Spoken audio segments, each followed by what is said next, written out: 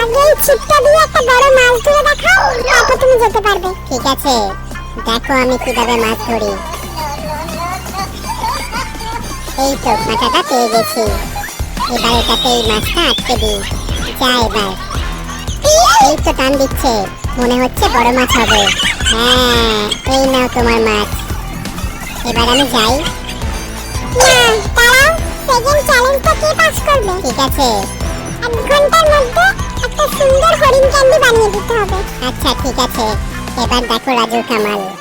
বন্ধুরা, রাজু যতক্ষণ এই হরিণ ক্যান্ডিটা বানাচ্ছে ততক্ষণ আপনারা যদি আল্লাহকে মানেন তাহলে লাইক করুন, আর যদি মহাদেবকে মানেন তাহলে সাবস্ক্রাইব করুন, আর আপনি কোন সৃষ্টিকর্তাকে মানেন সেটা কমেন্ট করে জানান।